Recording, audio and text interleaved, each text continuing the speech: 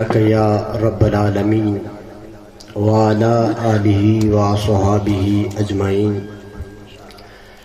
اما بعد فاعوذ باللہ من الشیطان الرجیم بسم اللہ الرحمن الرحیم وما لأحد عنده من نعمة تجزى إلا ابتغاء وجه ربه الأعلى ولسوف يرضى آمنت باللہ صدق اللہ العظیم وصدق رسولہ النبی الکریم الامین ان اللہ وملائکتہ یصلون علی النبی یا ایہا الذین آمنوا صلوا علیہ وسلموا تسلیما باواز بلند پیارے آقا علیہ الصلوۃ والسلام دی بارگاہ وچ ہدیہ درود و سلام پیش کر لو۔ الصلاۃ والسلام علیک یا سیدی یا رسول اللہ وعلا، چلو جنوں جیڑا درود آندا مل کے پڑھ لو۔ الصلاۃ والسلام علیک یا سیدی یا رسول اللہ وعلا آلک وصحابک یا حبیب اللہ۔ الصلاۃ والسلام علیک یا سیدی یا رسول اللہ وعلا آلک وصحابک یا سیدی یا خاتم النبیین۔ ایکو بالکل بند کر دیو، بالکل سادہ کر دیو، تھوڑی جی بیس دے دیو، آواز کھول دیو، سپیکر پاٹ گیا تے میرے پیٹے دا میں بھر دیاں گا۔ احباب ذی وقار، میں نے آپ کے سامنے جو آیت مقدسہ پڑھنے کا شرف حاصل کیا، بالکل بند۔ اللہ تبارک و تعالی قرآن پاک میں ارشاد فرماتا ہے وَمَا لِأَحَدٍ عِندَهُ مِن نِعْمَةٍ تُجْزَىٰ، اور کسی کا اس پر کچھ احسان نہیں کہ جس کا بدلہ دیا جائے، إِلَّا ابْتِغَاءَ وَجْهِ رَبِّهِ الْأَعْلَىٰ وَلَسَوْفَ يَرْضَىٰ، اور وہ ہر کام اپنے رب کی رضا کے لیے کرتا ہے اور اللہ اسے راضی ہے۔ یہ سادہ سا مفہوم میں نے آپ کے سامنے پڑھنے کا شرف حاصل کیا۔ دعا ہے کہ اللہ تبارک و تعالیٰ مجھے حق بولنے کی توفیق عطا فرمائے، آپ سب کو حق سن کر اس پر عمل کرنے کی توفیق عطا فرمائے۔ سارے نعت خوان آئے، انہوں نے اپنی نعتیں پڑھی، لیکن میں مجمع کا ماحول دیکھ رہا تھا کہ تمامی احباب منہ پر چپ کا تالا لگا کر بیٹھے ہیں۔ تو ابھی تو آپ نے پیروں کا خطاب سننا ہے، ابھی آپ اپنی یہ تھوڑی سی چادریں اتاریں اور ذرا زوردار نعرے کا جواب دیں تاکہ آپ کے یہاں بیٹھنے کا ثبوت تو پتہ چلے نا بھی ادھر بیٹھے ہیں۔ ذرا نعرے کا جواب دیں، نعرے تکبیر۔ نہیں یار ابھی سارے نہیں بولے، نعرے تکبیر۔ ایک بات آپ کی گوش گزار کرتا چلوں، ہر ایرے غیرے نتھو خیرے کی زبان پر میرے مصطفیٰ کا نام نہیں آ سکتا، کہنا سبحان اللہ۔ اب یہ دیکھتے ہیں کن پاکوں کی زبان پر میرے پاک نبی کا نام آتا ہے۔ نعرہ رسالت، نعرہ رسالت، نعرہ رسالت، تاجدار ختم نبوت۔ پیچھے والے حباب بھی ذرا ہاتھ اٹھا کر کہیں، مجھے پتہ چلے یہ بھی یہاں پر بیٹھے ہیں۔ تاجدار ختم نبوت۔ ابھی پتہ تو چلا نا، محفل والے بندے میں، محفل میں بندے بھی بیٹھے ہیں۔ عزیزان گرامی،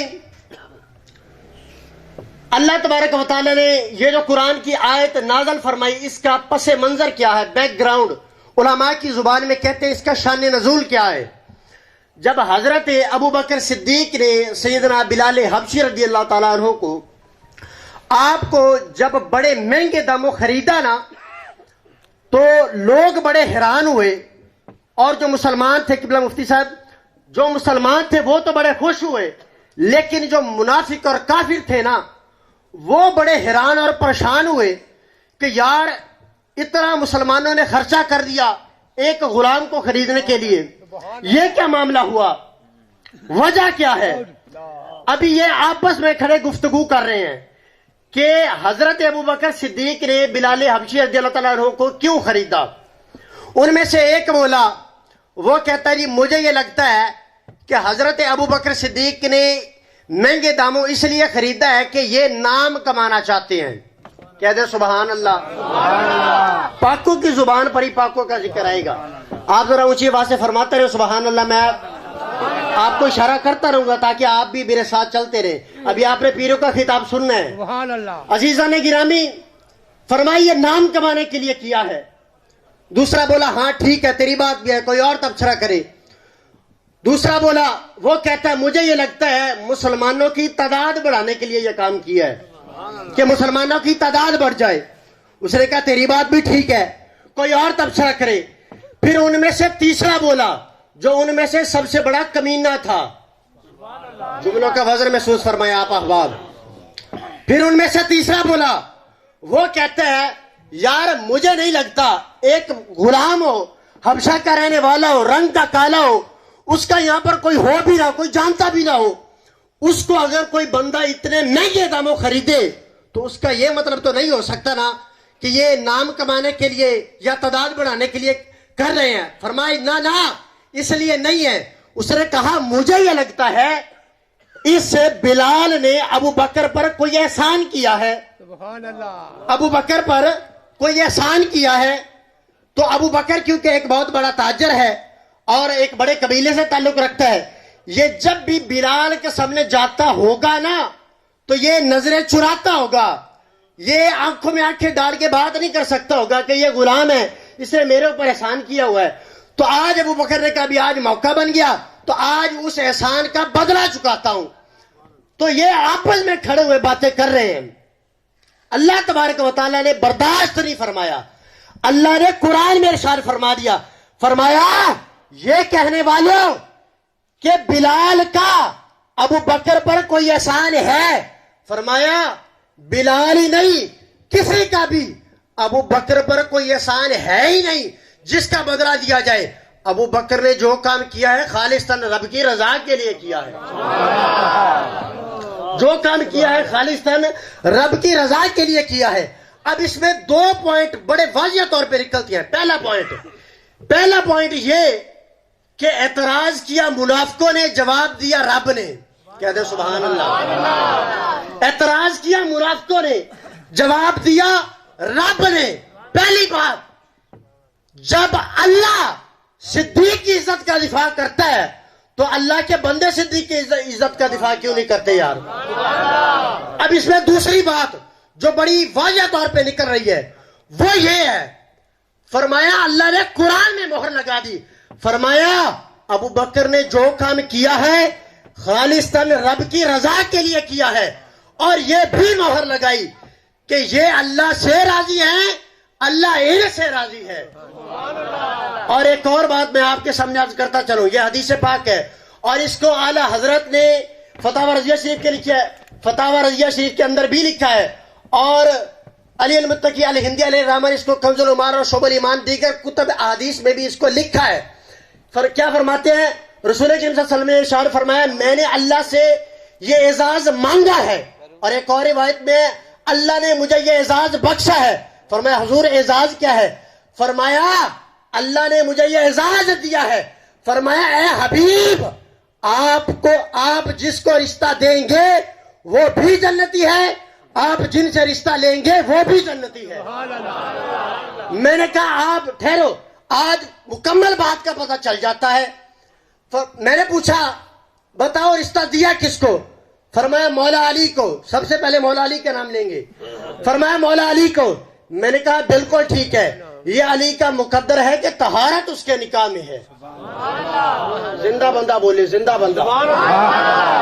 فرمایا یہ علی کا مقدر ہے کہ طہارت اس کے نکاح میں ہے, اور ہم یہ مانتے ہیں, اور ہم اہل سنت والے سینہ چوڑا کر کے یہ بیان کرتے ہیں. اس کی وجہ یہ ہے اللہ نے سنی کو سینہ ہی وہ عطا کیا ہے جس میں نہ صحابہ کا بغض آتا ہے نہ اہل بیت کا بغض آتا ہے. یہ اہل سنت کا اعزاز ہے, اس میں کسی کا بھی اہل سنت کا اعزاز ہے, یہ کسی کی گستاخی نہیں کرتے. اور بات سنیے, فرمایا آپ فرماتے ہیں کہ جن کو رشتہ دینا ہے وہ بھی جنتی, جن سے رشتہ لینا ہے وہ بھی جنتی. میں نے کہا علی کو ایک بیٹی دی وہ تو یاد آ گئی, عثمان غنی کو تو 2 دی ہیں وہ بھی تو بیان کرنا یار. عثمان غنی کو 2 دی ہیں وہ بھی بیان کر. علی کو ایک بیٹی دی وہ بھی جنتی, عثمان غنی کو 2 یکے بعد دیگرے دی وہ بھی جنتی. اب سنیے گا اگلا جملہ, اور جس کے سینے میں عشق رسول کی آگ ہے دونوں ہاتھ بلند کر کے سبحان اللہ کہے گا.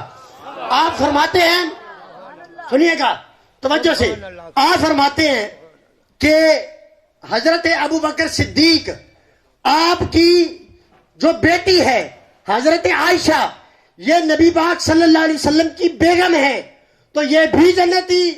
بولنا تو صحیح یار, تھوڑی سبحان اللہ تو بھی صدقے جانا. فرمایا عائشہ کس کی بیٹی ہے؟ فرمایا صدیق کی. فرمایا عائشہ صدیق کی بیٹی, یہ بھی نبی کی بیوی, یہ بھی جنتی. میں نے کہا حضرت حفصہ کس کی بیوی, حضرت حفصہ کس کی بیٹی ہے؟ فرمایا یہ بھی حضرت عمر فاروق کی, فاروق اعظم کی بیٹی ہے. میں نے کہا یہ بھی نبی کی بیوی, تو یہ بھی جنتی. 4 یار تو ہو گئے جنتی.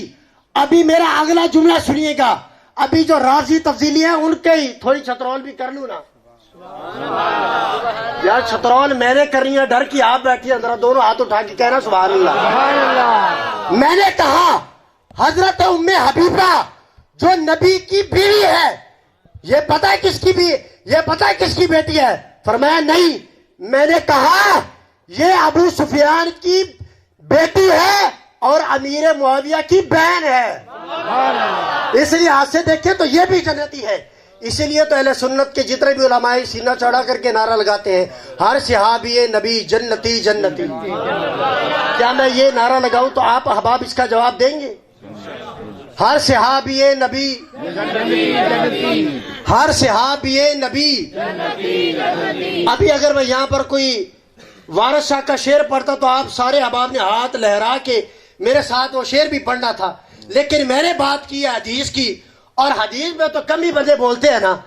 عزیزان گرامی ذرا دونوں ہاتھ اٹھا کے, ہر صحابی نبی, ہر صحابی نبی. ایک آخری حدیث آپ کے سامنے بیان کر کے اجازت چاہوں گا, اس کے بعد پیران اذان کا خطاب ہوگا. حضور علیہ الصلوۃ والسلام اپنے در دولت سے باہر نکلے. حضور کے ایک ہاتھ میں ابو بکر کا ہاتھ ہے, دوسرے ہاتھ میں عمر فاروق کا ہاتھ ہے. آپ مسجد نبوی شریف میں آ رہے ہیں. صحابہ نے دیکھا, خوش ہو گئے. فرمایا صحابہ یہ منظر دیکھ لو اور یاد کر لو, ایک دفعہ پھر دیکھو گے. فرمایا حضور کب؟ فرمایا قیامت والے دن میں ایسے ہی آؤں گا, میرے ایک ہاتھ میں ابو بکر ہوگا, دوسرے ہاتھ میں عمر ہوگا. میں نے کہا اس کی, حضور نے ہاتھ اٹھا کر ہی اس کی مثال کیوں دی؟ علماء ایک تو یہ فرماتے ہیں کہ ہاتھ اس لیے اٹھائے کہ سبھی گواہ ہو جائیں. میں نے کہا یہ بھی ٹھیک ہے, لیکن ایک اور اس میں جو راز کی بات ہے نا وہ آپ کو بتاتا چلوں کہ غدیر خم کے مقام پر اگر حضور نے مولا علی کا ہاتھ اٹھایا اسے بھی بیان کرو, مسجد نبی میں صدیق عمر کا اٹھایا اسے بھی بیان کرو. اور یہ سنی بیان کر سکتا ہے, دوسرے بندے کی زبان پہ یہ جملہ بھی نہیں آتا. اور ہاتھ پکڑنے کی ایک اور مثال بھی ہے. آپ چلے جاتے ہیں کسی وڈیرے کے ڈیرے پر, اس نے رکھے ہوئے ہیں کتے. آپ جب گئے, کتے نے آپ کو دیکھا, بھونکنا شروع کر دیا. آپ نے کتے کو دیکھا, آپ پیچھے ہٹ گئے. آپ نے کہا یہ تو بھونک رہا ہے. آپ نے اگلے دن اس کو کال کی.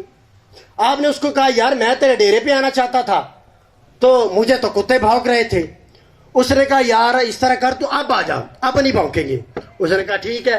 اب وہ آیا, اس نے باہر آ کے کال کی. وہ مالک باہر آیا, اس نے آ کے اس کا ہاتھ پکڑا اور اندر لے کے جانے لگا. اور وہی کتا جو کل بھونک رہا تھا, آج جب وہ اندر گیا تو وہی کتا آگے پاؤں چوم رہا ہے. میں نے کہا کتے ایک بات تو بتا, کل جب میں آیا تھا کل تو مجھے بھونک رہا تھا, آج میں آیا ہوں تو آج میرے پاؤں چوم رہا ہے, اس کی وجہ کیا ہے؟ اس نے کہا جناب علی میں کتا ضرور ہوں لیکن مجھے اس بات کا پتہ ہے جو مالک کے ہاتھوں میں آ جائے اسے بھونکنا نہیں ہے. جو مالک کے ہاتھ میں آ جائے اسے بھونکنا نہیں ہے. سنیو نعرہ تکبیر, نعرہ رسالت, حیدری, نعرہ تحقیق, شان مصطفیٰ. فرمایا جو مالک کے ہاتھوں میں آ جائے اسے بھونکنا نہیں ہے. اور کتا تو اصحاب کاف کو نہیں بھونکا, اصحاب رسول کو کیا بھونکے گا؟ اور ان کتوں کو لگام ڈالی تھی میرے بابے نے مینار پاکستان. فرمایا سیاپا دے گستاخو, دور دور کتے مالکا روپے گیا. ٹھنڈی سبحان اللہ, تو بھی سبحان اللہ. فرمایا دور دور کتے مال کر پہ گئے ہو. اور یہ اہل سنت اعزاز ہے اے صحابہ دی بھی شان سینہ چوڑا کر کے بیان کر دینے تے اہل بیت دی بھی شان سینہ چوڑا کر کے بیان کر دینے. دعا ہے کہ اللہ تبارک و تعالی جو کچھ سنیا او دے تے عمل کرن دی توفیق عطا فرمائے. وما توفیقی الا باللہ.